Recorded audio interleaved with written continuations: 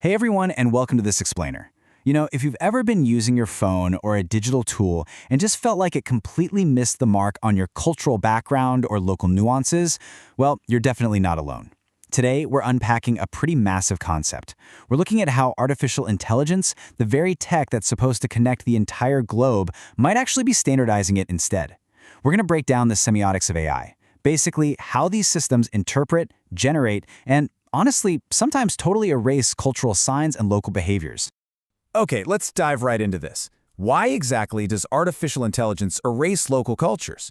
It's kind of one of the central mysteries of our modern digital era. Think about it. We feed these systems billions, literally billions of data points every single day. And yet, the output we get back often feels remarkably, well, homogenized.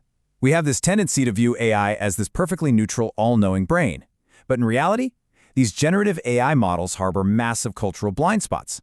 They're effectively silencing millions of voices simply because of how their foundational architecture is built. To truly wrap our heads around this, we're turning to a fascinating, frankly groundbreaking article titled Generative AI and Meaning-Making, a Semiotic Approach from the Global South. This was written by researchers Leticia Moraes and Silvia Maria de Souza, and it was published in Cadernos de Linguística. That's the highly respected journal of the Brazilian Linguistics Association, also known as ABRALIN. These two researchers are basically going to act as our academic detectives for this explainer. They provide the definitive semiotic framework to show us exactly how digital meaning is constructed, and, more importantly, whose meaning is getting left behind. Right, so to kick things off, we need to unpack a slightly dense but absolutely crucial academic term, datafication.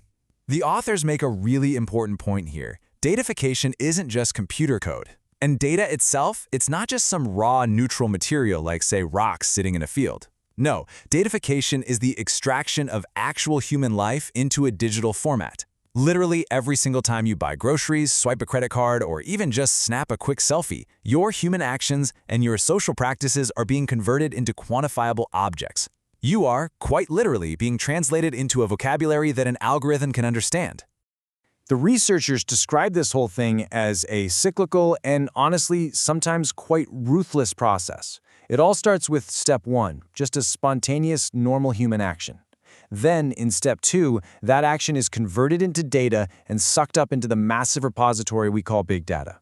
Step 3 is where the AI steps in, processing all that data to find statistical patterns. But here is the real kicker, step 4. The AI takes those patterns and feeds them right back to us as predictions or generated content, which then actually shape new social norms. So our everyday actions are swallowed by big data and then regurgitated back to us as the new standard for how we ought to live. And this brilliantly illustrates what they're talking about. The authors point to the Selfie City project by Lev Manovich, which is a perfect real-world example of this cycle. His team analyzed thousands of selfies from cities all over the globe. And guess what they found? Specific poses, like the classic head tilt or the pout, were so statistically recurrent that social media algorithms actually began to prioritize them. So what started as just an individual quirky little gesture became completely standardized. The algorithm naturalized these physical behaviors as a global aesthetic norm, particularly for women, and fundamentally altered what we consider an acceptable way to present ourselves online. But that brings up a huge question. Whose behaviors are actually becoming the norm? When we look at AI training data, there is a massive structural disparity. The vast majority of the data feeding these global AI models comes straight from the global north, featuring an overwhelming dominance of the English language and high GDP cultures. Meanwhile, the global south, with its immense diversity of minority languages, distinct dialects, and indigenous cosmologies, makes up just a tiny fraction. And because AI heavily favors statistical frequency, the global north effectively monopolizes the entire meaning-making process, pushing non-hegemonic cultures out to the extreme margins. Now, the authors impartially detail how this data monopoly causes some very real-world harm. Because AI views basically anything outside its dominant dataset as a deviation, we start seeing profound dataset bias. For example, generative image models will frequently spit out highly stereotyped, completely homogeneous imagery of people from the global south. We see content moderation algorithms routinely marginalizing minority languages. And incredibly seriously, the authors note how predictive AI used in financial scoring has actually been shown to restrict credit access for Black populations in Brazil. It reproduces racial biases even when race isn't explicitly typed into the system, all because the AI relies on other geographically and socially correlated data. To really prove how datasets can quite literally alter reality, the researchers set up this absolutely incredible A/B testing experiment. In one corner, we have ChatGPT by OpenAI, representing the global north with a supposedly universal, though heavily English-dominant focus. In the other corner, we have Sabiá, developed by Maritaka AI. Sabiá is a regional model built right in Brazil, trained specifically on Brazilian Portuguese data and local cultural contexts. So, the researchers gave both of these models the exact same prompt, using regional Brazilian slang. They asked, what does maquiagem mean? The contrast is just stunning. The global AI, ChatGPT, completely erased the modern context. It confidently defined maquillage as some obscure historical French and Portuguese tax on port transport. But Sabiá, the regional AI, it correctly identified it right away as a colloquial Brazilian slang used heavily in the Central West and Northeast, often meaning a joke, a grimace, or making a fuss. The daily language of millions of living speakers was just completely invisible to the global model. Now, what's really interesting about this comparison is the programmed tone, what semioticians call modality.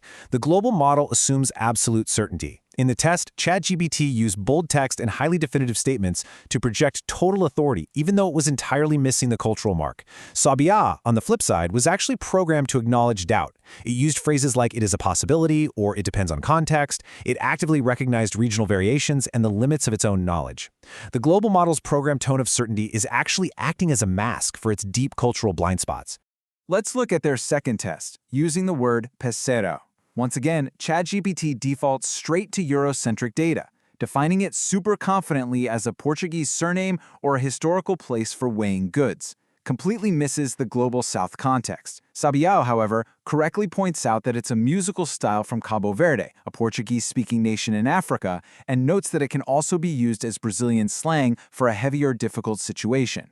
The regional AI successfully highlights these deep diasporic connections and cultural markers that the global dataset just entirely overwrites. So, the crucial point we need to take away from this is generative AI is not some magic brain inventing ideas out of thin air, or as they say, ex nihilo. It's simply reorganizing the virtualities that are already inscribed right there in its dataset. It's just calculating the statistical proximity of words and images based on what it has already consumed. What that means is, if a culture, a dialect, or a specific way of life is excluded from that initial dataset, they are effectively silenced by design. They literally cannot be generated because, as far as the machine is concerned, they just don't exist. Which brings us right to the ultimate takeaway from Moraes and D'Souza's research. Just building regional models isn't a silver bullet if the underlying data is still biased.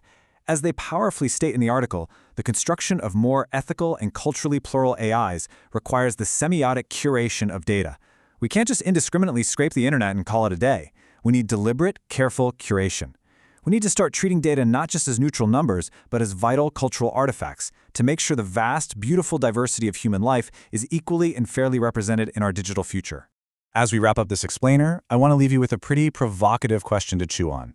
As these algorithms increasingly shape our social norms, our aesthetic standards, and even our access to basic resources, how is your own culture represented in the AI tools you use every day? Are you actually seeing yourself accurately reflected, or are you just interacting with a standardized simulation of a world built far, far away from your reality? Thank you so much for exploring this with me. Keep questioning the algorithms and never stop learning.